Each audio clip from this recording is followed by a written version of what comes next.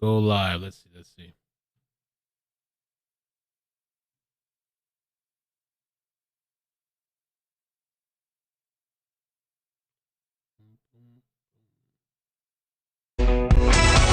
Hey, what's up, everybody? It's iCkEdMeL. Only to give it a minute to see if we actually have notifications for the live stream. Okay, it just went out now. Okay. What's up? What's up? I had some issues earlier. I was premiering the video and it froze during the premiere, which is weird because it's pre-recorded, pre-uploaded. So I don't know how that happened, but it happened. So I had to re-upload it and post it. Jazz had hit me up and told me about the Nancy Grace podcast. So I was like, damn, do I come on now? Do I come on later? Do we wait for tomorrow? I decided to do it now. So first we're going to play a clip from, I think, News Nation. And I guess we're going to give it a minute for people to join. They're talking about this, the glove. OJ's glove. The glove that McDonough found. Rich McDonough. Take a look here. Okay. Boom. Oh, wow. My screen's messed up. What the heck going on over here? Give me a second. Boom. What's up? Did you guys get notifications? Yeah, by tomorrow it'll be old news, I know. And we got a sponsor for the channel, man. Another sponsor. It's amazing. So I can't even think right now.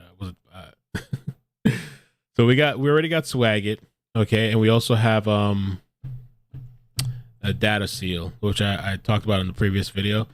I'll talk about it more later, but data seal is pretty cool because it removes your information online. And I've been using a service like that already because with these people online, these nut jobs, when these crackheads were coming for me, you know, they didn't get too far. And so I think everybody should protect their information online. And so we'll talk about that a little bit more later. But we got Swagit. I'm going to set up a whole thing too because we're going to do a giveaway at the end of the month, $500. I'm probably going to throw $500 on top of that. And also, I just want to thank the people that signed up tonight from the previous video. I think we had 3 people sign up. So that was really nice. Appreciate that. And okay, let's check out this whole glove thing. The glove. OJ's glove.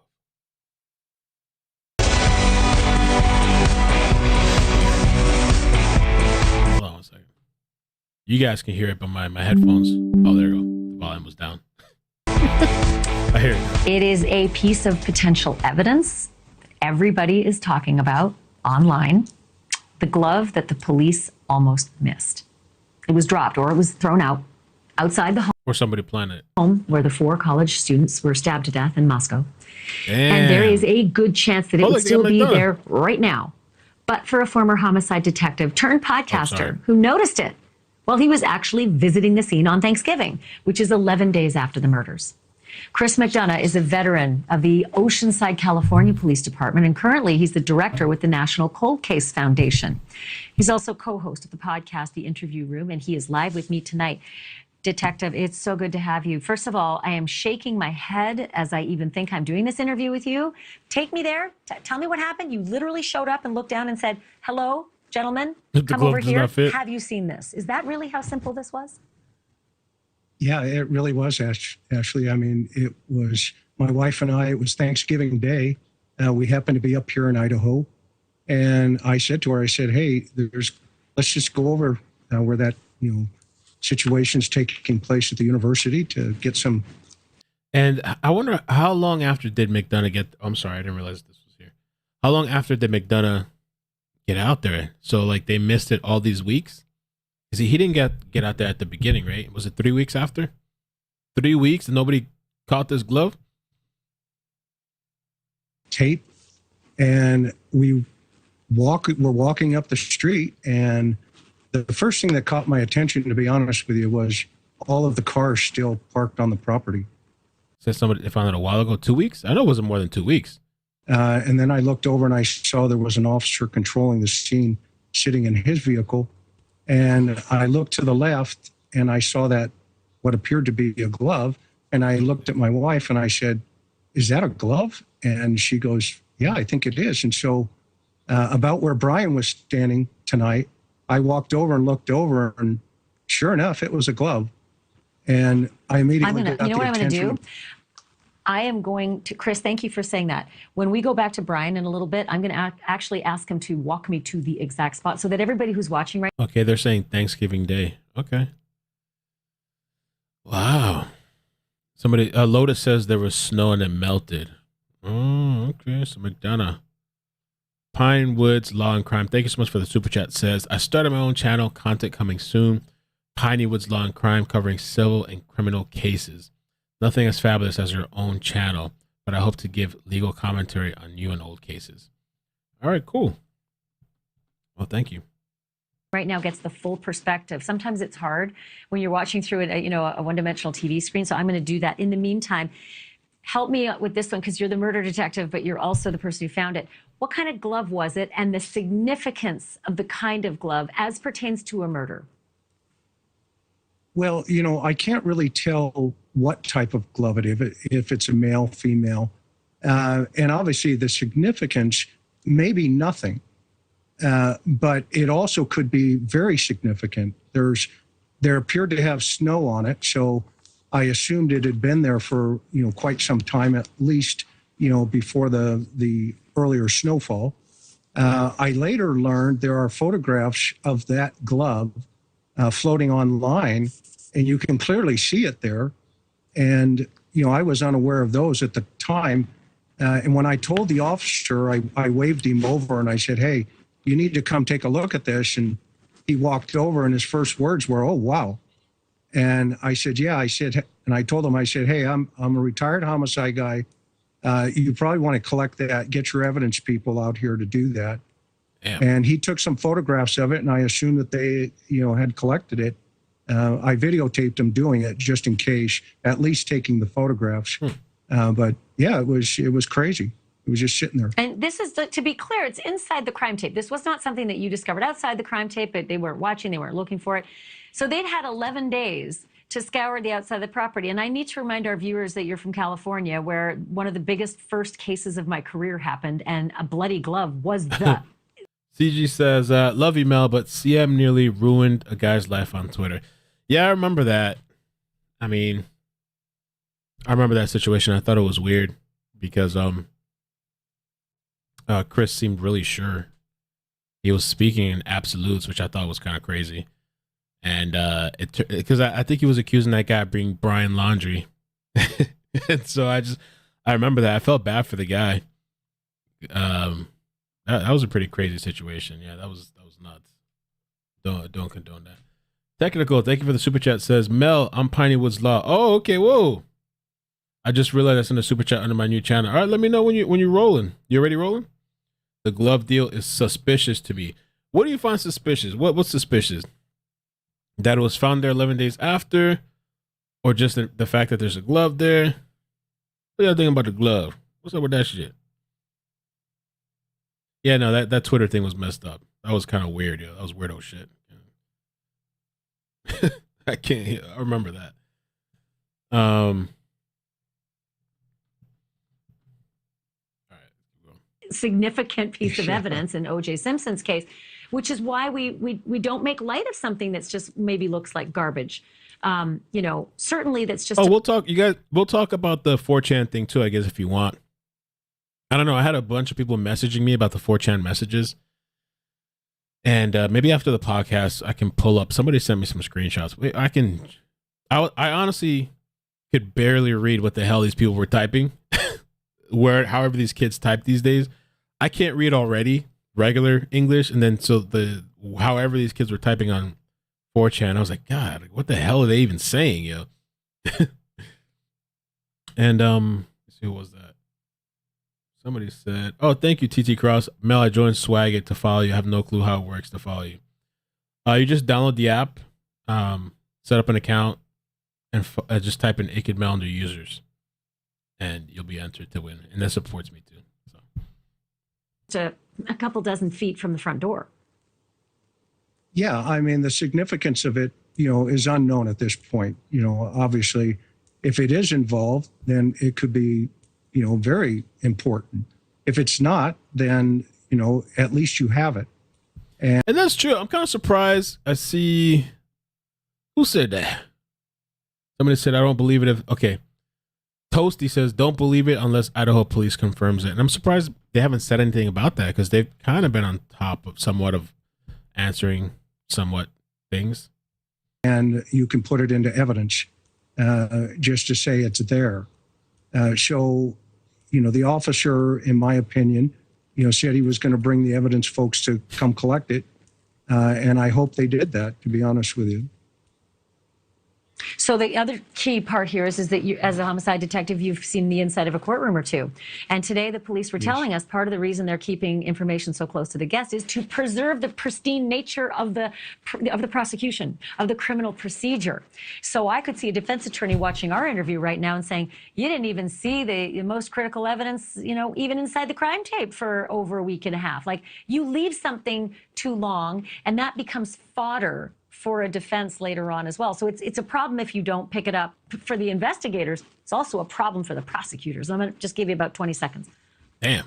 20 seconds. Absolutely. And 100%. I mean, and so you got to ask yourself, why were the cars still there for 2 or 3 weeks? I mean, the first thing you do is you work the crime scene from the outside in. You don't work the crime scene from the inside out. And those cars should have been impounded within day 1 or day 2. Oh, shit. Yeah, I also thought that they should be looking at the GPS of all those cars, and you don't do that while they're parked. So that's fascinating. And you and I are going to have a longer conversation about working a case from the outside in. So this is a formal longer conversation, 30 seconds plus. Invitation back. Chris McDonough, thank you so much for being here tonight. Really appreciate it. Well, that's interesting. I mean, who knows if it has something to do with it? That's a good find. There's a video where he discovers the glove. Yeah, I heard. I haven't watched it, but I heard a lot of people were talking about it. It's on his channel.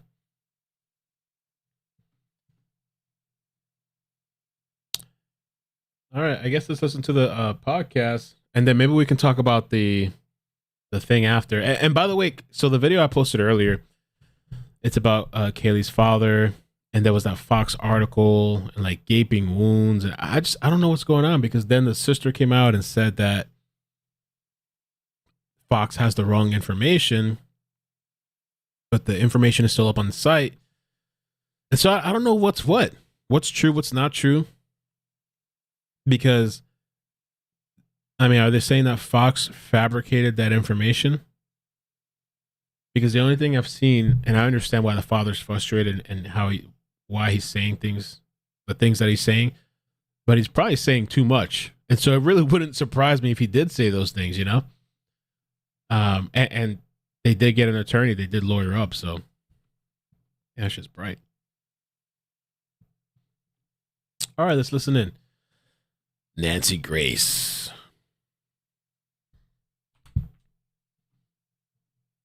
Try a different information source. Do all y'all talking shit about the Idaho cops feel the same about the FBI? Because they've been there the whole time too. That's true. They talk shit about it. Yeah, that's true. Pin this message. All right, there we go.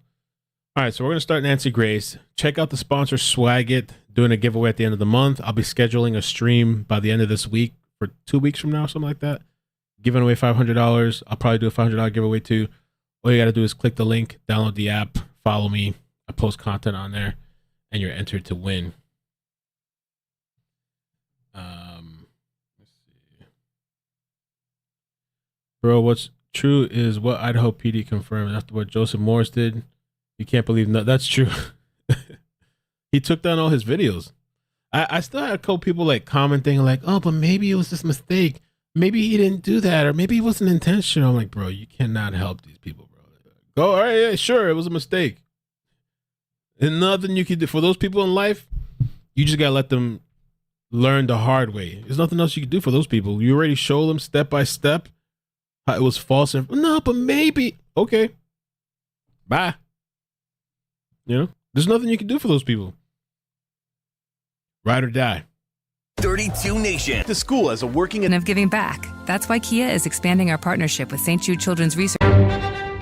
Crime Stories with Nancy Grace.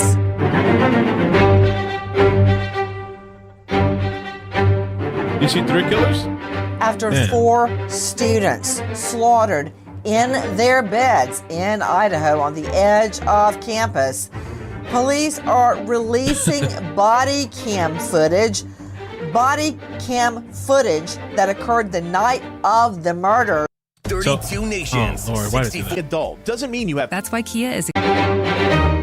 Now, this, as we learn... So the body cam footage that came out, the full-length one, I was trying to get somebody to get the copy for me, but I don't think she got it. And it's like 40 minutes long. I've seen it on some channels. A lot of the channels didn't redact the kids' faces, didn't redact their names, and so you got all their names out there and all this kind of stuff. Law and Crime actually redacted it. And everybody's looking into those 40 minutes of video for these kids. The elected coroner assigned to the quadruple murder, who is also a defense lawyer, also represents a killer. I'm Nancy Grace. This is Crime Stories. Thank you for being with us here at Fox Nation and Sirius XM 111. First of all, take a listen to this. For the first time, detectives in Idaho are releasing body camera footage, hoping it can provide new leads in the case of those 4 murdered college students. Moscow 77. The videos show officers on patrol. And that's so weird. Wherever they got this audio from, the way they're wording it, they're releasing the camera in hopes that it can provide new leads.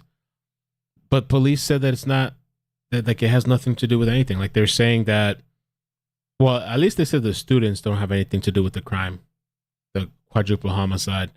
And I thought that it was like a public request. I thought that's why it came out. I didn't think that they released it because they needed help looking for tips. But I could be wrong. In Moscow, Idaho, in the early morning hours of November 13th, around the time investigators believe Xana Kernodle, Ethan Chapin, Madison Mogen, and Kaylee Goncalves were killed in a home near the University of Idaho. Taking out 21? Yeah. In one video, officers are seen issuing citations to 3 teens for underage drinking. An apartment complex across the street from the victim's home is visible, just steps away from the officers. Investigators say the people in the videos have been cleared, and the incidents have nothing to do with the murders. As you were just hearing from our friends at ABC, body cam footage has been released. Detectives in Idaho releasing body cam footage, hoping it can provide new leads. With me, an all-star panel, but first to Dave Mack, crimeonline.com investigative reporter. Dave Mack, I'm just curious about the timing of the release of the body cam footage, but more important, the footage shows Moscow police on patrol in the early morning hours of November 13, around the time of the murders. And in one of the videos, we see officers giving citations to 3 teens for underage drinking. An apartment complex across the street from the victim's home is visible. Now, tell me the significance of that, Dave Mack. It actually sets the entire scene for what was taking place at the moment we believe the murders took place. It shows the police, as you mentioned, they're right near the apartment complex that is near the house. You can see the whole area. You can see the cars. You can see anything that was going on. So again, setting the table for what was taking place in the moment we believe the murders took place. Guys, over the past 48 hours, I have watched one particular video over and over and over. I'd stop it. I'd try to reverse it. I'd watch each segment over and over. And I've got to tell you where I found it. I found it at a podcast, but there is video to go with it. It's called The Interview Room. And I got to tell you something. Watching the podcast, and you'll see why, not just listening to it, but watching it. And you can get it on your iPad, your iPhone. The Interview Room. I'll tell you why it was so significant to me. The words I was hearing as I watched it helped me a lot too. But what I saw was, well, Cheryl McCollum, this is why I never tried a case without going to the crime scene first, okay? Cheryl McCollum with me right now is a guy named Chris McDonough. Now, he was a director at a cold case foundation, former homicide detective. That's coldcasefoundation.org. As I said, former homicide, worked over 300 homicides over 25 years, and he is host of this podcast called The Interview Room. And what I saw is this. He, and I think it's your wife, Chris McDonough, but a lady that you keep calling honey. Apparently the two of you were in a car, but somebody was in a car, and it slowly eased through town. It looked a lot like where I grew up, Chris McDonough. Not even in a city, outside a little city, Macon, Georgia. It was little at the time. There's snow everywhere in this video, and you're riding along, and you see everything, and the guy, and I think that's you, Chris McDonough, is talking over it, and he is telling you everything you're seeing as you drive through Moscow, Idaho. You get to a gas station. He's telling you this is this, that's that. And at that gas station, I think that there's going to be video, security cam. You turn left and start climbing up a hill. And then you realize exactly what McDonough says. You got to know where you're going to get to 1122 King, the murder house. You go weave all up in there, and you see houses all around it, very similar to the murder house. You see the apartment complex. Guys, I could throw a baseball from the apartment complex to the murder house. McDonough takes you up this little ridge, and guess where you end up? You're right there behind the murder house where many of us believe the killer had been looking down. I mean, it's right there. It's amazing. Chris McDonough, welcome. Now, you just heard Dave Mack, Chris McDonough, describing the relevance of this body cam footage. Explain to us, where is that footage in relation to 1122 King, the murder house? So that path, there's a path, Nancy, directly to the front door of that residence from where that footage was being filmed that evening from the body camera. You mean in the woods behind the house, there's a path going up to the door? No, if we take the body camera footage that evening from the police officers on the alcohol contact, if you cross that street, it goes directly to the front door of that house. Wait a minute. Chris McDonough. Wow. As if your drive along wasn't enough. Did you hear that, Dave Mack? Cheryl McCollum, did you hear that? Where this body cam footage is. You cross the street and you're at the crime scene. With me, Cheryl McCollum, forensic expert, founder of Cold Case Research Institute. Chris, Cheryl and I fought in the trenches together when I was a prosecutor. She's a forensic expert. You can find her at coldcasecrimes.org. Cheryl, why is this so important that everybody look at this drive along? Well, I think you cannot overstate the importance to visit the crime scene. You and I have talked about that before. Where this house is, where this path is, where these woods are. You're talking about a watch area of the perpetrator. And these, young people might have been stalked for an hour and a half. They might have been stalked for 2 weeks. But if you remember, days and weeks after the murders, law enforcement returned to that area, and you can see them even squatting down and walking through that wooded area. They're not collecting anything. They're literally looking at this watch area to see where this perpetrator might have come and hung out for quite some time. Dr. Bethany Marshall with me, psychoanalyst joining us out of Beverly Hills at drbethanymarshall.com. She's a star in Bling Empire and more. Dr. Bethany, I want you to hear what Chris McDonough and Cheryl McCollum are saying. How, just on top of the quadruple murder, and we're going to go to Dr. Priya Banerjee on that in just a second. She is assistant medical examiner and forensic pathologist. On top of that, you've got the possibility that someone was sitting back on that area, right, it's almost abuts into the back of the murder house, watching them. And tried to show this picture a million times, Dr. Bethany. It's a picture taken from inside the Sigma Chi house. And you can see Ethan sitting there. But that's not the point. The point is you look out the window, you look right at I've seen that the picture. murder house. Yeah. Nancy. Layer on top of it, somebody sitting there watching them all this time. I know, Nancy. I've seen that picture, but there's so many different places you can see the house from. But I did see that one where you see the house in the background. Ethan's. And just like you were watching the video, I was looking at the photos of these beautiful young people.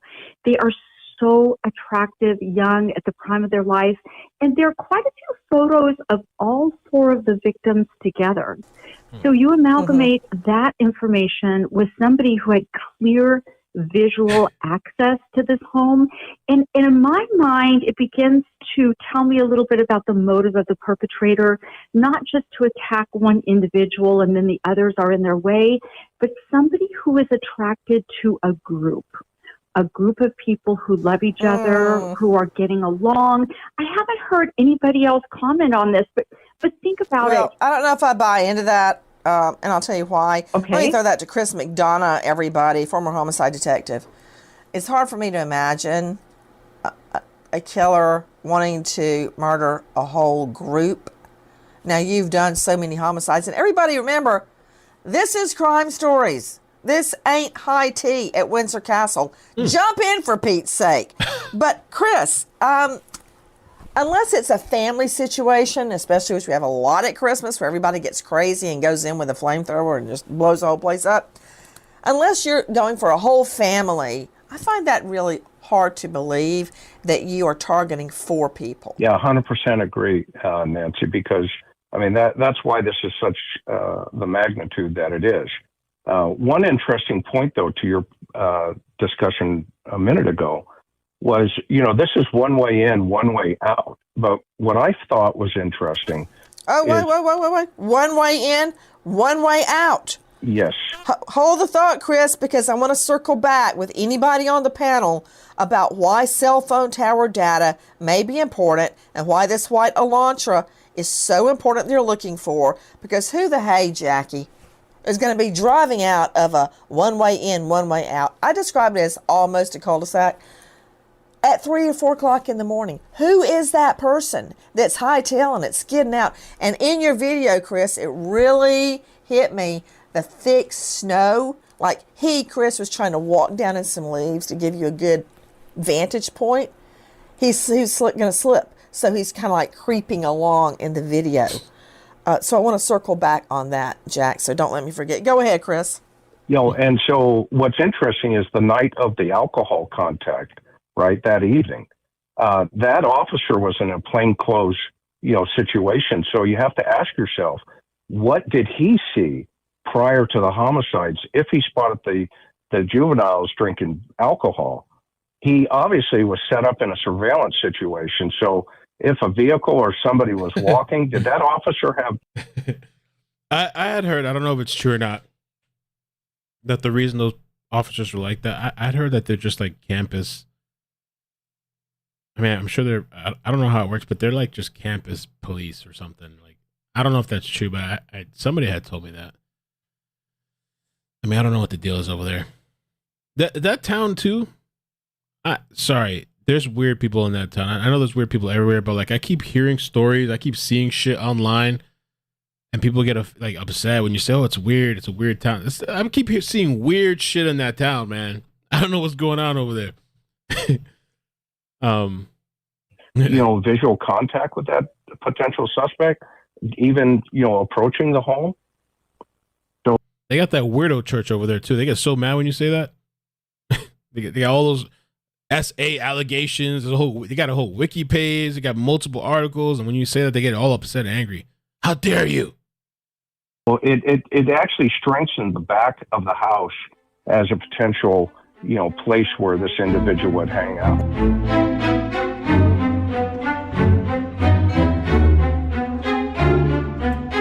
32 nations.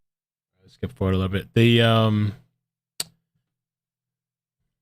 was I think this is the image here. This is where the body cam thing was at. Right here. Sigma Chi fraternity. Side of the murders. Oh, 360 Reels. What's up, man? Salute, big bro. I'm sending you something to your Cash App. Thank you, man. I don't even have access to my Cash App on this phone. It's my other phone that's become like a paperweight. I got to charge it up. That's not true, Mel. They identified themselves as Idaho PD to the two students. Okay. Somebody was telling me they were like college something. But so then they were, Chris says they were in regular clothes. So they must have been on a sting operation? Is that what he was saying? Or like a undercover thing? LDS folks, whack jobs. Yo, 360 Reels, yeah, man. That video the other day was hilarious. Somebody sent me that video and it's like, you got to listen to it. You got to watch this. And I want to hear your reaction. I was like, all right. And it was a good video. I want to get a shirt, man. I want to get a red heart shirt like that. I think it was a red heart. Black shirt, red hearts. Thank you, Michelle. Appreciate that. Appreciate the love. Late night. 64 match. Doesn't mean you have to sacrifice half the cost of your... You can't try a case unless you've seen the scene. I've had defense witnesses tell me what they saw that night, and then because I'd been to the scene, I could say, well, wait a minute. Isn't there a huge 6-foot-tall thick hedge between where you were? It said plainclothes unmarked. Okay. And where the dope deal went down? And then they're like, but what? Huh? Okay, yeah. That's why you have to see it. Now, what are you making of what Chris McDonough just told us? Well, I think the most important thing that he's pointed out is the one way in, one way out. Most killers do not box themselves in. So if they're just driving around randomly looking for somebody to harm, they're not going to put themselves in a situation where they are trapped. They're not going to do it. They're going to make sure that they've got an escape route forward, backwards, and sideways. This person did not do that here. And to me, that is critical. Joining me, Irv Brandt, Senior Inspector, U.S. Marshal Service, also DOJ, author of Solo Shot, Curse of the Blue Stone. It's on Amazon come February, also Flying Solo. Wow. Irv Brandt, how do you have time to do everything that you do, all your books? Question to you, if this guy was undercover, he probably would not have had a body cam, a shoulder cam on. No, that's correct. I mean, and until he's coming into contact with the people that he wants to interview is when he would turn on the body camera. So the events leading up to him making contact probably wouldn't have been recorded because he'd had no reason to turn that body cam on. Yeah, and Robert Crispin joining me, PI, former Federal Task Force, DEA in Miami, never lack of business there. Specialty, homicide and crimes on children. You can find him at crispininvestigations.com. Thank God at some point he did turn on the body cam. It should give us a view or somewhat of a view of what was happening around the murder scene. Hey, Nance, can I jump in for a second? Okay, jump in, Bethany. Sorry, Crispin. Go ahead, Bethany. I'm so sorry. I just disagree with the group about a couple of things, and I am not... Oh, dear Lord in heaven, unless it's about body cam, hold it. I'll hold it. Hold on. Crispin, finish the thought on body cam. So the issue with the body cams is it's HD quality video, and I'm sure that they've gone back and they've probably pulled a lot more than just his body cam. Because in the background, as you saw in the ones that they've released, you see some other cars parked there. You see some other things that are going around. So it's kind of giving us more of a sketch of the crime scene area. And with the technology today, and you spoke about those cell phone towers, which we can talk about later, you know, and the timing that this happened, and I'll explain it when you're ready, that is going to be the technology that's going to assist law enforcement in making an apprehension in this case. Now, Jackie has held up a sign, and it said the roads look more like alleys than roads. I think that may be because they're covered in snow, and by the time people have driven over them, they look like muddy tracks in snow. What about it, Chris McDonough? Think about the snow factor here. And, everybody in your mind, think about where are they getting the tip on the white Hyundai Elantra? And how could it get through that snow? Chris McDonough, I couldn't really tell. Were you driving up a road? Once you get up where the house is, are those actual roads? Are they paths? What are they? They're covered in snow. Yeah, so when you turn up that the main street, on King Street, if you follow it straight up, Nancy, it goes up and around that apartment complex, and it brings you behind the Target house. Yeah. There's a big parking lot behind the murder house. If you're in that parking lot, can you look down at the murder house? Yes, 100%. And that's why it was so interesting to be back there, because just even getting up into that area, I had a truck and I had to put it into 4-wheel drive to get up that hill because of the ice, to your point. Jack, you look up if a Hyundai Elantra, let's just go with 2013, has 4-wheel drive, because I don't think it does. But that said, all right, so there's your answer to the roads.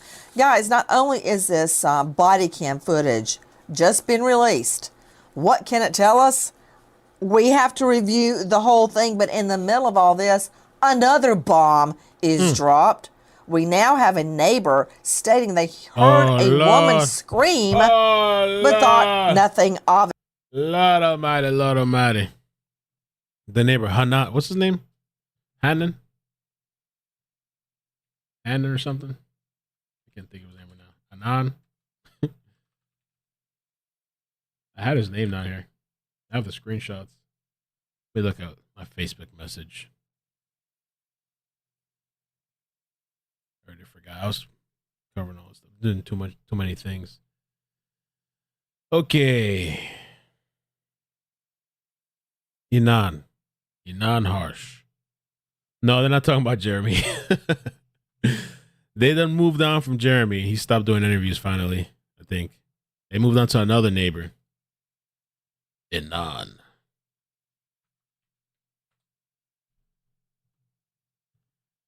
Let's see. Inan Harsh. There's been kind of conflicting reports. I actually covered this topic in my previous video that I posted.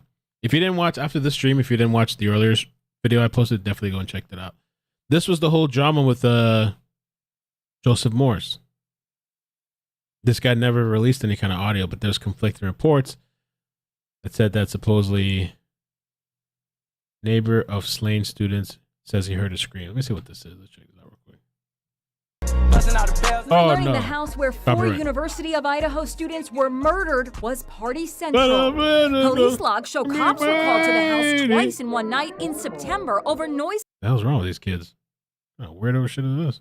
Complaints. According to neighbors, there were loud gatherings most weekends involving 15 to 20 guests gathered in the backyard at the fire pit. One neighbor says she routinely had to wear earplugs. Oh, it's a different neighbor, maybe. To go to bed. News Nation's anchor Ashley Banfield is following the case. They got a filter on her or something? That's not what Ashley looked like. If this killer had been in that house before. Or has Ashley got a camera filter on? They got they got those skin smoothing filters. I don't like it on my camera. I don't use that at all because I feel like it does too much. As a friend or a partier, they would know the unusual layout of that house. They would know where the back entrance is, the front entrance is, the locks on the doors, the stairs. They'd have a pretty easy time getting in and, more importantly, getting out unnoticed. And now a neighbor who lives near the house says he heard a woman screaming the night of the murders. 30-year-old Inan Harsh, a chef, says... Oh, Inan. Bro, this dude has been letting loose on Reddit. Ooh. Inan. He thinks he heard the scream at around 4 a.m., but he quickly dismissed it as noise coming from a party. I didn't think anything of it. After what happened, I've definitely had second thoughts. Maybe it was not a party sound. And police are still looking for that white 2011 to 2013 Hyundai Elantra seen near the house the night of the murders. U.S. Border Patrol agents are monitoring Canadian border crossings for the mystery car. What's the significance of this car? The significance of the car is we know it was there. We know we haven't spoken to who was in that car, who may have owned that car, and we need to speak to them. We know that that person could really have the information we need to break the case. Amazing. So that's Enon blowing up on Reddit. I think it was that he heard a noise, but then thought maybe it could have been a scream or something. But he never recorded it. It wasn't audio that he recorded or put out or anything like that. But I think that's what they're talking about now. But take a listen to our friends at Inside Edition. And now a neighbor who lives near the house says he heard a woman screaming. A broken watch on a murder victim's hand that cracked, and you see what time that happened. It could be the dog in the Nicole Brown, Ron Goldman double murder at the hands of O.J. Simpson, where the dog Akita lets out this, as the neighbor says, mournful wail. And here we've got a about 4 a.m. scream. Cheryl? Well, Nancy, you and I have done a whole lot together on cases, and I am a firm believer in knocking on doors. This man should have been found day 1, day 2. They should canvass again. They should go door to door here. Door to door is going to answer things video can't, quite frankly, just like the ear witness. Video isn't going to give you that. So to me, who has moved away? Who didn't come back from Thanksgiving break? Who appears nervous? Who drives a similar car? They got to get boots on the ground and go door to door.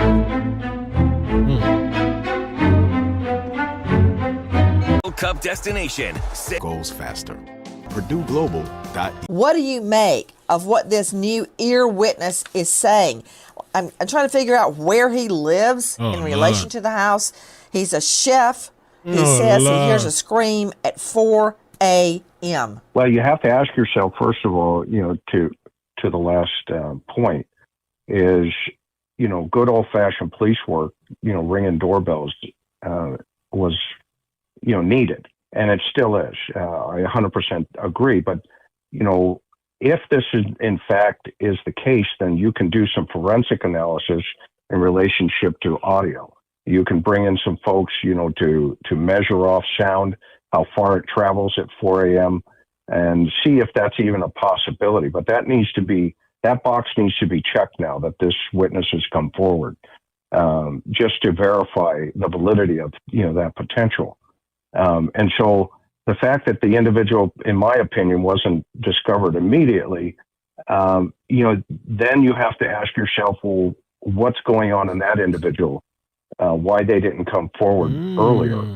And so then you have to, go down.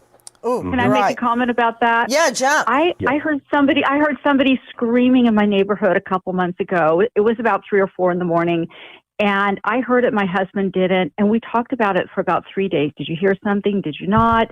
Should we have called the police?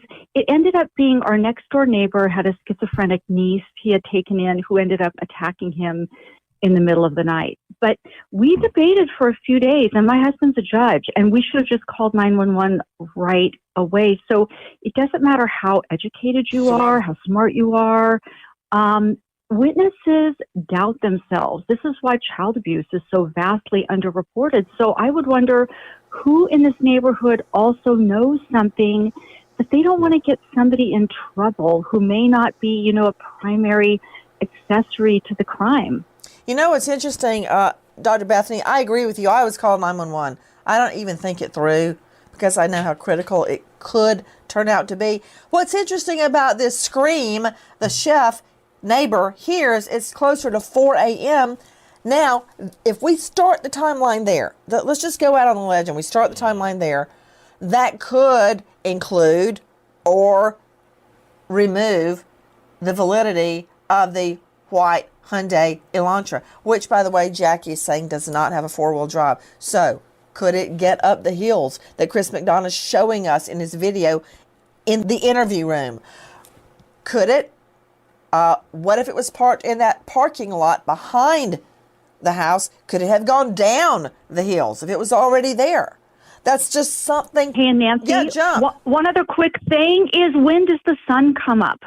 When does the sun come up there? Because that's part of your timeline, too, is whoever was watching this group. That's really good. Hey, Jackie or Sydney, just look up. You can do in Farmer's Almanac. What time was the sunrise on that day in Moscow? I'm going to get that, Dr. Bethany. I always look up the weather at the time of an incident.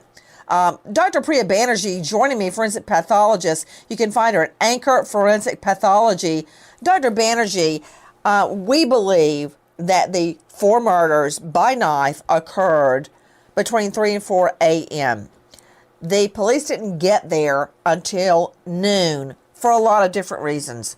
Question to you. I know it's a science. I know it's an art determining TOD, time of death. But regarding blood, what condition would the blood have been, okay, if they had been killed at, say, 4 a.m., at 12? Would it have all been coagulated? Would it have all been dried? And then we got to think about, how do you collect dried versus coagulated versus fresh blood? But how can you look at a dead body, dead by knife stabbing, and tell me TOD? Yeah, I mean, I think I have so many thoughts on this case, regarding even crime scene stuff. I'll come back to it. But to answer this question, it is an approximation. But I think if you work backwards, like I always used to go to a crime scene. So I'm with you, Nancy. I like to see the body at the scene, sort of understand the environment in which the crime occurred, because that also plays into, did the person fight back? Or here we have multiple, individuals. Did they fight back? Who might have come first or second, third, fourth? But, blood is it's a fluid, but then it'll coagulate and dry. It really depends on if it's near an air vent, is the heat on, how much blood is pooled. I mean, so it's hard for me to say, but as time goes on, obviously you're going to have sort of crust forming, dried blood. And so all of that's important, but not just whether it's coagulated, but the pattern, right? If someone's dripping blood from person to person, the knife is dirty, slippery, the blood spatter pattern. And I mean, there's, other experts on this call that are, detectives that really deal with that. All of that's so critical. And that's why I like to go, because you really get a feel for the movement of people within the You're scene. so right. And based on what Dr. Priya Banerjee is saying, forensic pathologist, I think that they can absolutely tell which 2 victims were killed first, because their blood is going to be on the other floor. Exactly. As victim 3 and 4. Guys, in the middle of all of this, we've got the elected coroner. She's not a medical examiner. She's not an... Tell her, Nancy. Hold on, I got to clip this for Twitter. Tell her, Nancy. Tell her the coroner bullshit. We tired of their blood. So for the movement of people within the You're scene. so right. And based on what Dr. Priya Banerjee is saying, forensic pathologist, I think that they can absolutely tell which 2 victims were killed first, because their blood is going to be on the other floor. Exactly. As victim 3 and 4.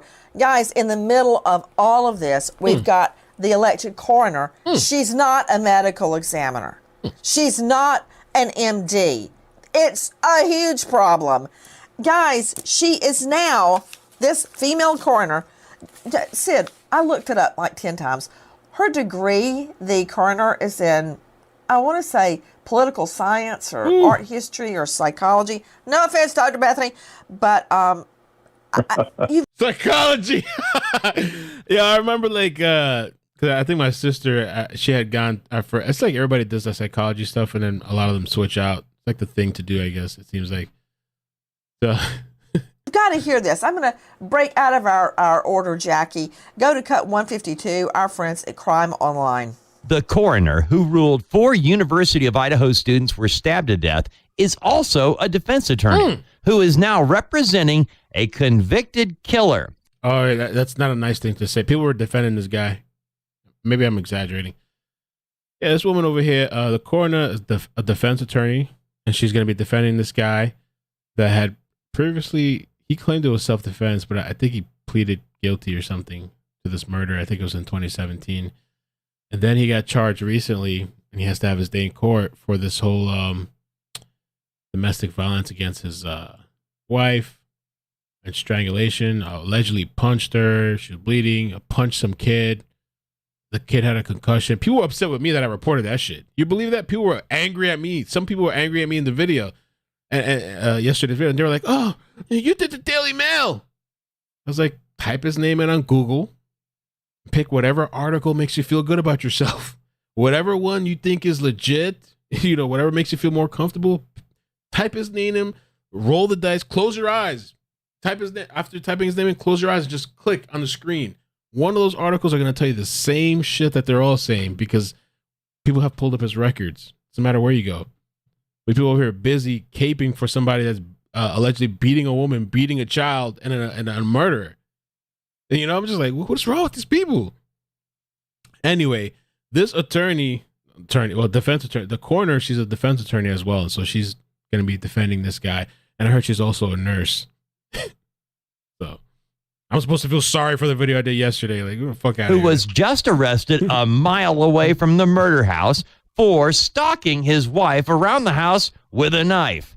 The Latah County coroner, Kathy Mabott, and her office, Mabott Law, are representing 39-year-old ex-convict James Curtis Leonard of Moscow, Idaho.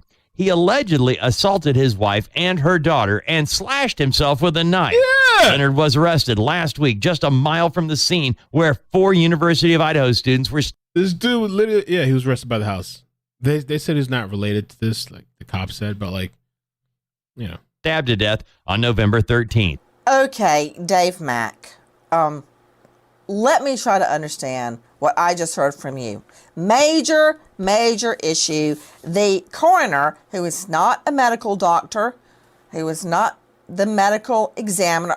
Thank you, Jackie. She majored in political science.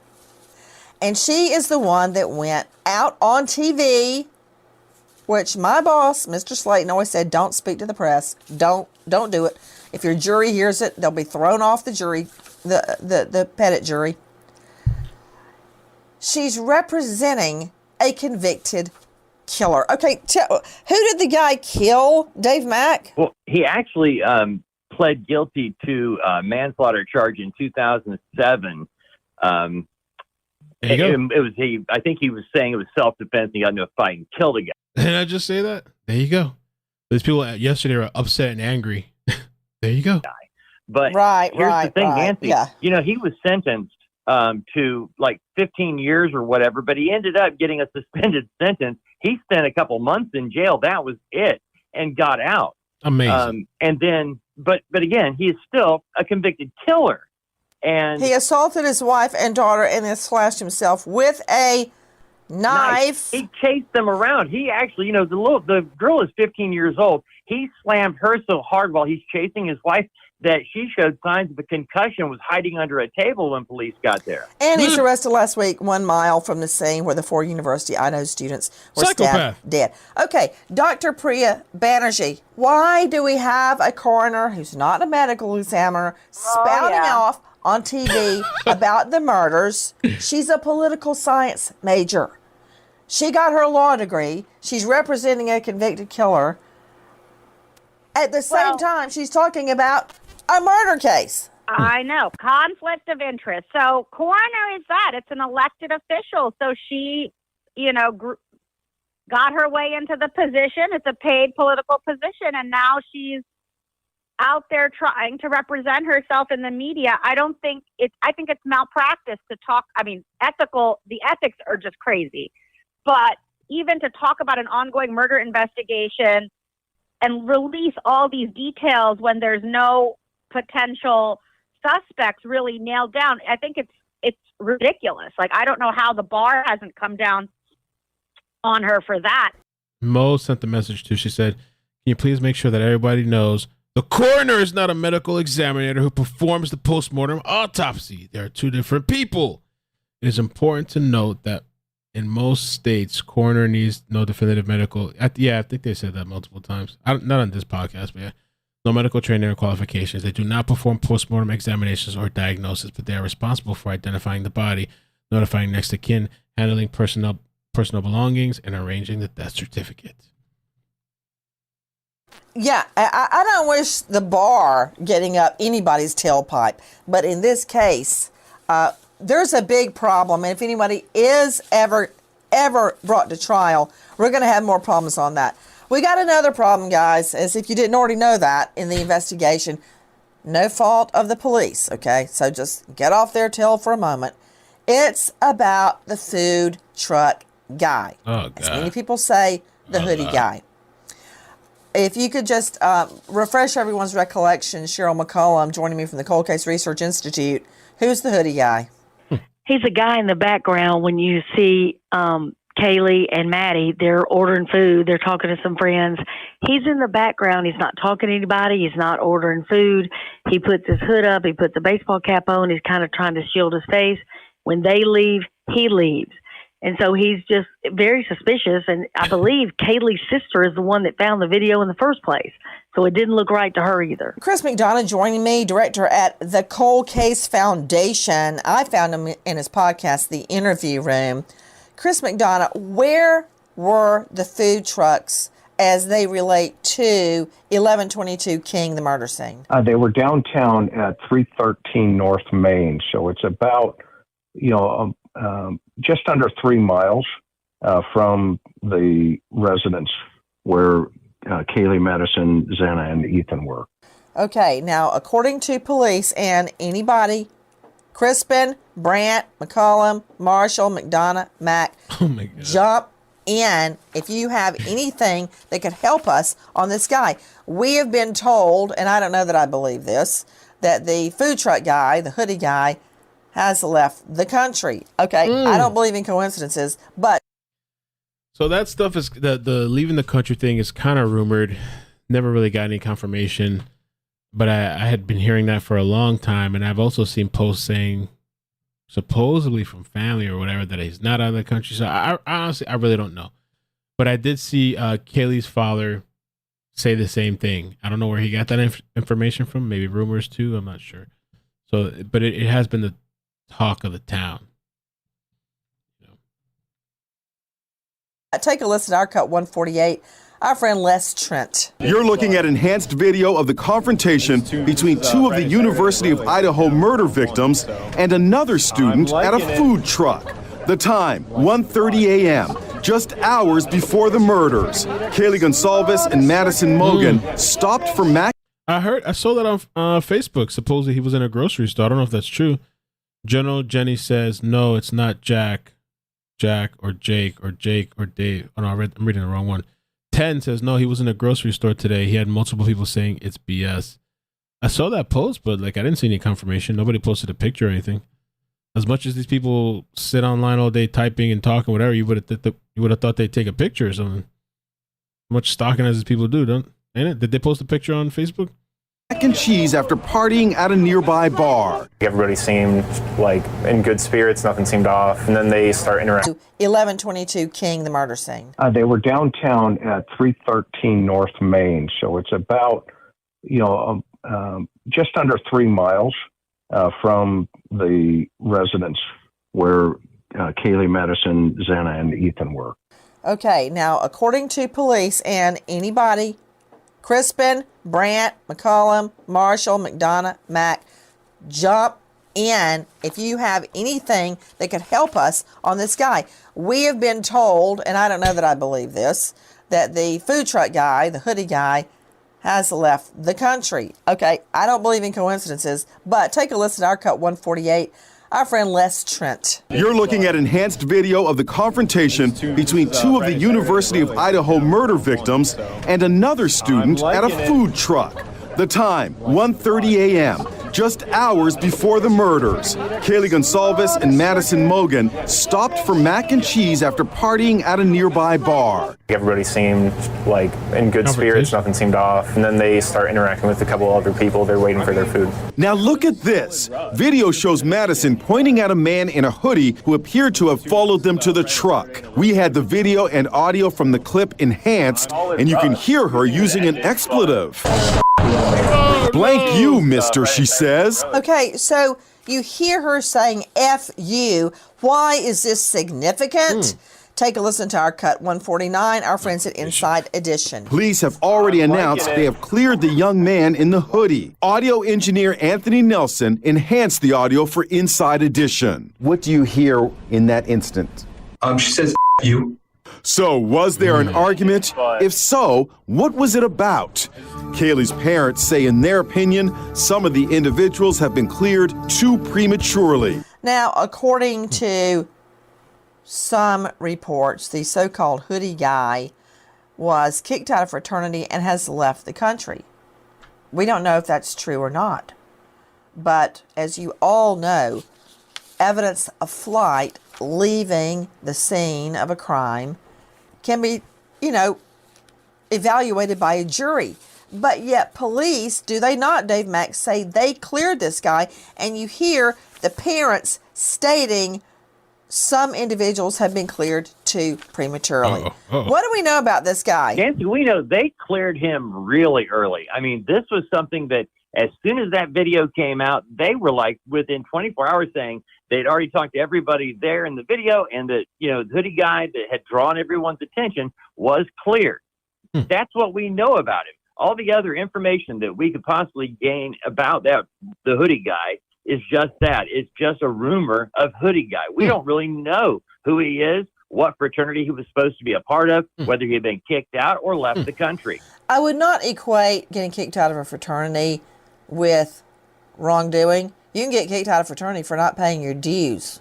Okay? So that is irrelevant to me. Him leaving town quickly. I will say. Jump in. Well, I will say if this is a serial killer that killed these 4 young university students, they're not the brightest bulbs. I mean, we talk about them as if they are like, one way in, one way out, surveilling the property. But often serial killers have something called scoptophilia. That is a perversion with looking, hunting, like hunting, pecking, gathering. Looking and hunt. There's a lot of these weirdo people all over the internet and shit. They really fixate on one people or a group of people, and they begin to fuel their sexual and their sadistic fantasies through looking. So I would think that somebody who is that perverse and is that preoccupied with killing is not going to rise to the level of being in a fraternity. They're really not. They're going to be in a very low-wage, menial job, and that's really... Yeah, I mean, you could say all this shit and talk about the killer, whatever, but this killer somehow still evaded all these police, state police, FBI, all these so-called experts and shit. So, I mean, yeah, you could say they're not the brightest bulb and blah, blah, blah, blah, blah, but hey, look at what they've managed to pull off so far, right? Really where I began looking as the police. Well, I hear your reasoning, Dr. Bethany, but let's not forget Ted Bundy was very likable. That's true. Was a law student. I mean, you've got the outlier. Early on, when the rumors started swirling around him, I'm assuming they contacted him right away, and I think proper protocol would have been grab a swab pretty quickly. And then, through rapid DNA, they may have eliminated him through that process. And that's why they came out so quickly and said, hey, this guy's out of the circle. And that's about all I know about him. The interesting thing, going back to the crime scene for a moment, is in the back of the house, there is a cinder block. There are a couple out front, but there's one back by a back window where, if you think about the house where it's 5 women, college students who are staying there, and there's this block that's underneath the window next to the window that has the screen off of it. And when I was standing back there, immediately what came to my mind, through past experience was, do we have a voyeur here somewhere? And has that fantasy been building? And then, he executed these targets as a result of what he's been, thinking about for so long, i.e., BTK, Dennis Rader. Is that in play here? And that was one of the thoughts that I think should be, considered as we look closely at that crime scene from the exterior in, not from the interior out. Chris McDonough, you said a cinder block was below one of the windows that you saw without a screen. Was the cinder block in a position that someone could have stepped on it and gone in the window? Yeah. Or they could, not necessarily use it as a tool to get into the window, but necessarily, as a seat, or to use it to look around the blinds and that type of stuff. Was it in a position they could have used it to boost in? or was it further away? No, it's up against the building, and you can see it in the video. And wow, it didn't look right. Let me put it to you that way. Okay, because I had a cinder block right outside my dorm room, so I wouldn't have to walk all the way through the lobby because it was a long walk to get out of my dorm. I just go out the window on the cinder block. Don't tell anybody at Valdosta State. But that said, I think I heard who was that jumping in? Was that you, Cheryl, or Dr. Bethany? Well, I was jumping in about the idea about this perpetrator being a voyeur. That's what I was trying to say about scopophilia, and why I mentioned earlier that these were 4 beautiful young people who had so many pictures of themselves. I mean, these were young people who were relating to each other, engaging with each other, going out and partying, and then meeting late at night and having food together. And I think there may have been something not just about the individual victims, but the interrelatedness between all of them that was attractive. Got it. You think you targeted all 4, I understand. Oh, I'd like to jump in about something Jump in. I often practice as a medical examiner, which is when I go to the scene, we're all human, right? So we have to notice what doesn't fit, i.e. the cinder block. Like, why is it there? I think these are like big questions that I have, and my understanding is the back of the house, that parking lot. Hey, was Nancy, really I'm going to drive you crazy, but I'm going to mention the dog again. Oh, that dog was come put on. in the bedroom that was no longer being used. Who would know that unless it was somebody that had already cased that house and understood that to be true? When that dog was possibly led into that vacant bedroom by the killer and the door shut, most people, if you're going to lead a dog like that, you do it by their collar. That is the reason when you take that dog and let somebody come pick it up, you no longer have that collar, which you could have gotten some DNA off of, possibly. Yeah. That's not driving me crazy. I love every single thing that you've just said. But, guys, I want to clear something up about the hoodie guy. In the last days, Moscow police state that they don't deny the guy has left the country. They say, quote, they are aware of the rumors. They did not deny or confirm them. And they also say the person in question continues cooperating. That's all we know. Okay. And remember, their duty is not to us on the outside. Their duty is to solve this case. Chris McDonough joining me from the interview room. Chris, is there anything else that stuck out in your mind other than the cinder block? Well, Nancy, when I was walking around, out on the public street, and I was, just kind of taking it all in, I looked down by the trash cans out front, and there was a black glove. And it was partially covered by snow. Immediately, the red flags went up in my mind. It's like, okay, there's a glove here, and, I don't know who it belonged to, how it got there, how long it had been there, but it just another anomaly that just didn't look right. So I got hold of the officer who was sitting there at the scene and, asked him to come over, and I pointed it out to him, and he went, and his reaction was, wow. And I said, yeah, I'm a retired homicide guy. You probably want to, collect that. And he took some pictures of it and said, I'm going to tell our CSI folks. Well, come to find out, there is pictures of that glove within the first couple of days. You can see it behind the trash cans in the front. And this was a couple of weeks later that, I saw it. And I'm thinking to myself, okay, well, how did this thing get here? Is the suspect, does this even belong to the suspect? Does it belong to a neighbor? Does it belong to one of the victims? I mean, we don't know. But I thought it was an anomaly that, just, again, did not look right. Man, you're giving me a bad feeling, Chris McDonough, as if I didn't already have one with 4 dead bodies. Guys, the tip line, 208-883-7180. Repeat, 208-883-7180. Also, the feds have set up a video tip line, so to I think everything else we've heard, it's like repeating. There was a video. Somebody asked me to watch this video. I'm not sure why, because this is from 8 days ago, but we'll take a look. Of Idaho's campus, I came across a young man who was good friends with Ethan Chapin, and he told me what it's been like to face this tragic loss. Watch. I haven't seen this. I don't think I've seen this. I knew Ethan and Xana. Oh, I have seen this. What do you remember about them? They were really good people. I always loved seeing them whenever they're around campus. Oh, the next sucks, but the next target of the internet. Ethan was a good friend of mine, so it's pretty sad. But I came back because I still want to keep pursuing my... You know, I downloaded this image the other day because one of the... Let me see if hopefully I still have it.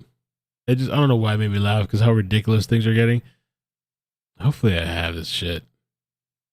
And somebody was like, oh, this person's kind of weird. Like she was on one of the videos and she's just one of these innocent bystanders talking. Damn, I hope I find this shit.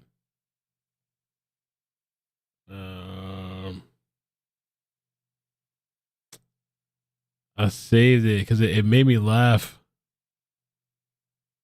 I'm gonna keep playing the video. I'll see if I can find it. Dreams, but you know, it's definitely a lot hard for people to come back, especially after that. Yeah. Do you think it's brought the community of this university closer together, or has it fractured the campus? I mean, I would definitely say it fractured it. It was this person the other day. I think she's on school campus or something.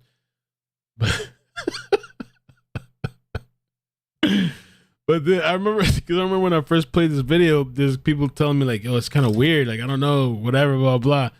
Well, then I leave the lady alone. But then the other day, somebody pointed this shit out again, and I don't know, man. I just I don't know, bro. And there was some shit the other day. My friend has sent me. I don't know what's going on in that town, man. I mean, people get really upset when a lot of times I say things tongue in cheek, but they get really angry. Like when I say, "Oh, it's a weird town" or something like that. There's weird people over there, and it kind of intrigues me to see people get upset like that sometimes. Or when I mention the church with all those SA allegations and the CP stuff. But so my friend Flossie sent me this shit earlier, and this is the guy that the Hanan or whatever his name is, the guy that was talking about screams or noises or whatever. Let me see if I can show. The people were getting on him because he's dancing around with the pogo sticks or whatever you call that shit, and his pants is like almost his ass and everything. It's like almost his pants is hanging out. I don't know what he's trying to do, like a flex or something. But the internet's coming for this guy now. He has music too. Let me turn on the music. And they were saying something about the sticks or whatever. People were kind of looking in on and going after this guy too. I just the weird shit that I get to my phone sometimes, man. I was just looking at this midday today. I'm like, what the hell is this, yo? But it's just the guy with the sticks and stuff. I've known people that have like they do that fire stuff, those fire sticks or whatever they call it. Those kids and they just swing fire around. I guess that's just like the regular stick thing, stick dance or whatever. I don't know, but I guess they thought it was a conspiracy or some shit. I don't know, but I like. And if you read this guy's story, this guy has a hell of a story on Reddit. I can't. It's really a lot to read. I just can't like. And my friend's like, "Oh, I love to read. Send it to me." I was like, "Nah." I was like, "No, I love to read." I was like, "All right." I sent it to her. He's like, "Oh no, I can't read this." Long. It was like pages and pages and pages long, paragraphs long. As you know, not a lot of people are here.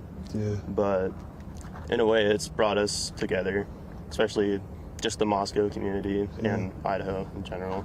How do you feel about them not catching the person that did this? Is that completely shocking to you right now? Or? I mean, given the little amount of evidence that they have and have found, it's not too surprising that they haven't found the suspect, but it's still just disheartening. The guy, I wonder if I could find his. Well, should we do? You know what? Let's do the 4chan thing first, I guess. I mean, I don't give it too much stock because it's just really hard over there. Anybody can troll, anybody can joke around and pretend to be whatever. But all day long, people have been sending me this stuff about 4chan. You see the 4chan stuff, man? Like, you see the 4chan stuff. And I think this was the post they were talking about. And I can have a hard time even wanting to like read this shit. Let me see. Monday. Schizo frat C's did this. Mad skills with lacrosse and knife and wrestling. He posed no challenge. They already gave their alibis. DNA not in CODIS. They laughing now. Bruh, you can see the King Road house from these SX room. Once that third floor light turned off, they did it. 19 minutes total. Walk included. Talked about this ish at Bishop Kelly and SX. And E got into a fight that night. So E is Ethan, I guess. X will be Xana. X allegedly talking ish. L had props with Mads also. Oh, probs with Mads also. This ish been brewing since fall, rush last year. C's went quiet. And apparently that's like a really big bad word on YouTube. Like I think even saying it causes an issue or whatever. Went quiet on SM for 2 weeks before and after the deed. B's mom, a paralegal, so he knows not to say shit. L cleared his SM. Had to take a shit. What? Yeah, had to take a shit. SX22 saw EXL. So Ethan, Xana, I don't know, and B at the party, and E have issues back to E rushing. E talked about L taking steroids and having his balls shrivel. Like, bro, why are we doing this 4chan shit tonight? L pissed as he wanted X for L pissed as he wanted X for dumbass youngings like E. Tutors are assigned. B blew it with E. E had a second year fresher. B also self-conscious about his blood and talks empty ish. B and L talked about this ish in general for a while. Talked about leaving their cell phones behind and on YouTube autoplay. Oh snap. No pings, no guns, too loud. Area dead early Sunday mornings. B even calls out shit media. Media saying titties was target. That ish is false. Titties bad luck. Targets were E, X, and Mads. Mads talk shit about L. Never acknowledge B. Mads right about that one. He is a C. L should be also taken out. B. Fuck, bro. WKF, Dirty South L, and E hated each other. B got a bid because our house GPA sucked and the NC was our asses. B schizo, Dirty South, and E could not be more opposite. Mads talk shit. Dirty also pissed. She with Rogaine. J. Had to charge. No plug. Mads also target. Titties not a target. Bad luck. Well known fact. Like who reads this shit, y'all? What is this, yo? I'm just like, I don't know. High probability some brothers are aware Rogaine has ample opportunities and will play grieving boyfriend. B actually talked about this ish in detail in the past. Wear electrician's gloves, put on a baggy clothes after, and walk away. By the way, B, dad's works for a professional cleaning company. That ish was disposed of in Garden City over Thanksgiving holiday. I don't know. Whatever. Let these people decipher it. Somebody's gonna have to interpret this shit. That's how the kids talking these days.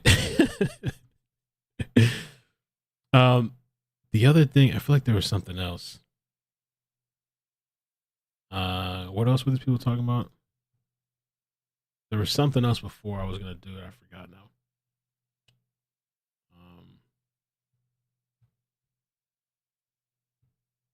Oh. Somebody had told me long crime post extended body cam footage 4112.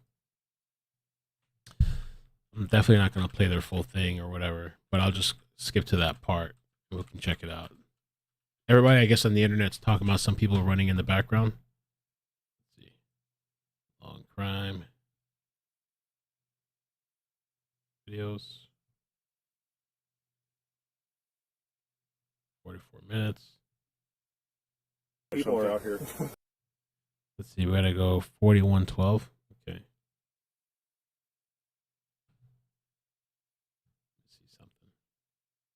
We just switch it here. Right here.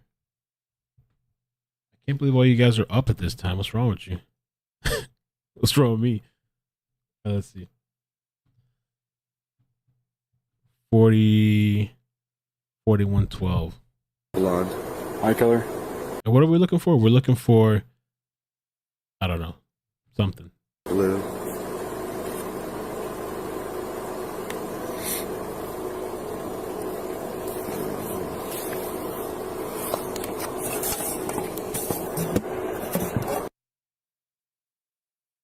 4112.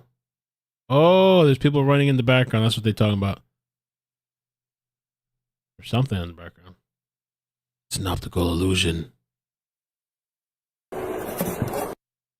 Right here.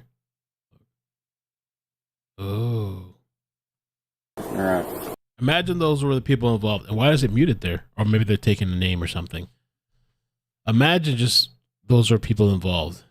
Why not? But just if it was, how crazy would that be? That sneaking by the cops. The next targets for the internet. The next suspicious ones. The web sleuths will get him. It's only a matter of time. All right. Weather balloons?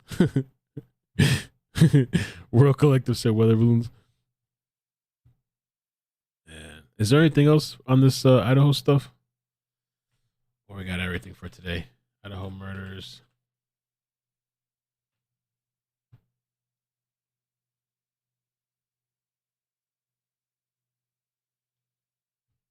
I think that's it. I don't know. This whole Fox thing too. I mean, I was surprised that the father, Kaylee's father, got kind of quiet. And the only thing I could think of is that it was like an attorney, the attorney that they got told them or advised them like, hey, you should just like chill, like stop talking, you know?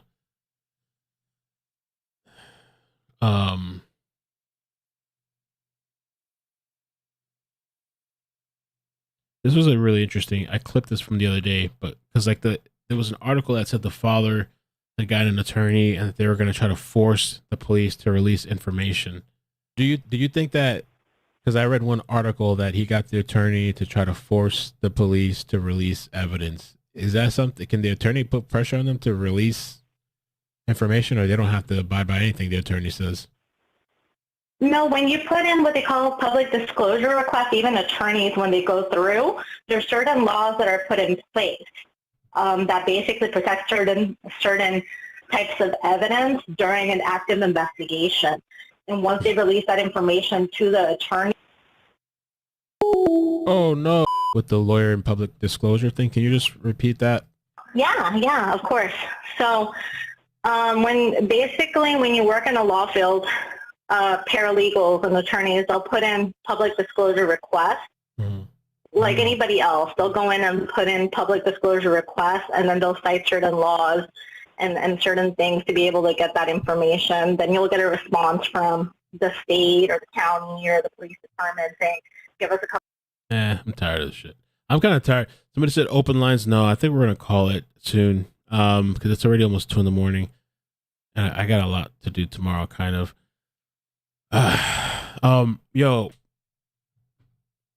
But I really think on Friday, I'd like to do some call thing again. Like the last Friday, I had so much fun.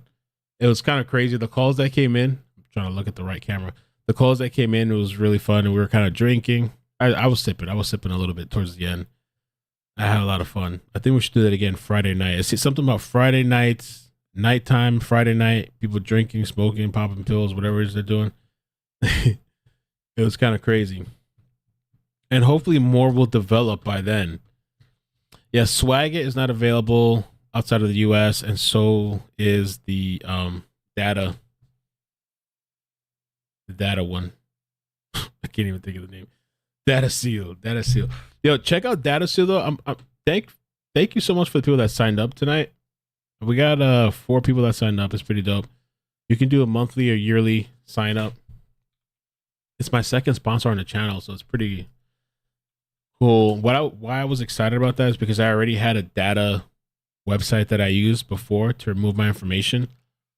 And I really recommend this either for YouTubers or just people in general that you want to try to remove your. Nothing's ever foolproof, you know what I'm saying? But if you want to remove your information, you can also do the family thing. You can remove your family's information. When these psychopaths and these crackheads, see the benefit that I had is that most of these people, the crackheads that were coming after me, they were idiots. You know what I'm saying? So they were doing dumb shit. And so that was on my side. But I also was removing my information from the internet previously before, because I learned many years ago. But nothing's ever foolproof. You got to have your home protection, whether it's security, guns, or whatever. But this stuff helps. And it's, to me, I usually pay like $100 a year. And it's just like, that's really nothing to protect your information, like your family stuff and all that. It's nothing. So we got our second sponsor on the channel, which is really dope. We'll see how it goes, you know. And so, yeah, and if you can't do that for whatever reason, and there's a promo code too. We're doing, so you get 5% off, 5 off all. That's the promo code. Just use my link. And then we got Swag It. I got to plan something. Oh, do you guys want to hear some shit? Do you guys want to hear some shit? I was going to say this for a members video. I think I still am going to say it for a members video, but I'll let you guys hear it. While I have you here, fuck it. Let's see. So I was doing a couple samples, right? Let me see if I can find it. Sample of voiceovers, and there was one that didn't make the cut. Kind of didn't make the cut, so I was just gonna make it a members video. Check this shit out. Let me see where I got it. Camtasia sample. There you go. Here we go. Mel, check your email. Do you have crazy deal with that? Hold on a second. All right.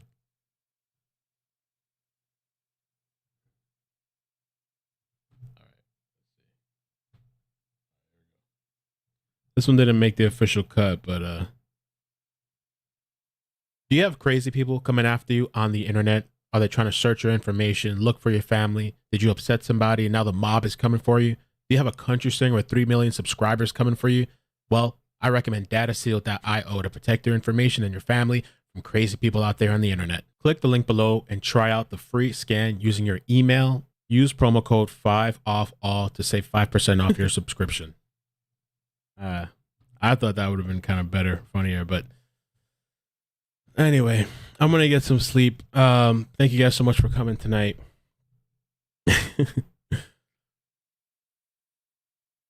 Taylor Swift. Nah, people on the channel know what I'm talking about. Country singer. But yeah, I appreciate you guys. We'll see what happens. And the whole thing too, the Jared thing today, I didn't even get to watch it because I was on the phone. I was like on the phone all day today. But I heard that basically he didn't have to fingerprint himself, I guess, or he asked for like special accommodations. I also heard about that person. Was it in France? I think barely. Some France missing person.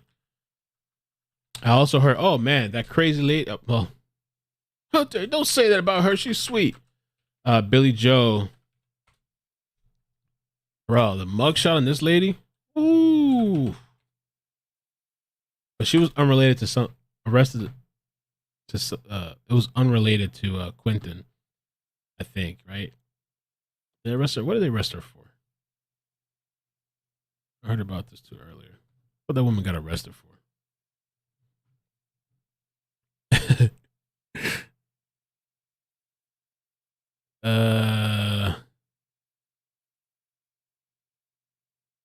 Let's see. Billy Joe was arrested on a charge of contempt of court and booked into the Chatham County jail Monday.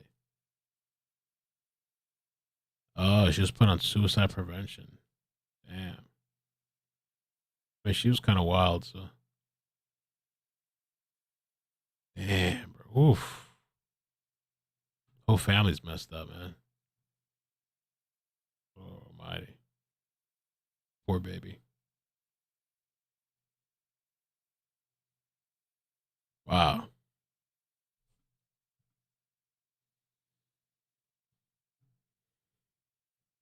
Check my FB chat.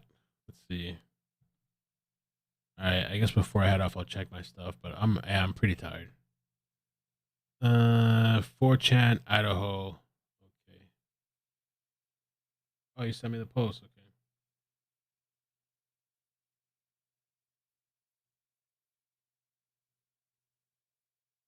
More tweets about leaving the country.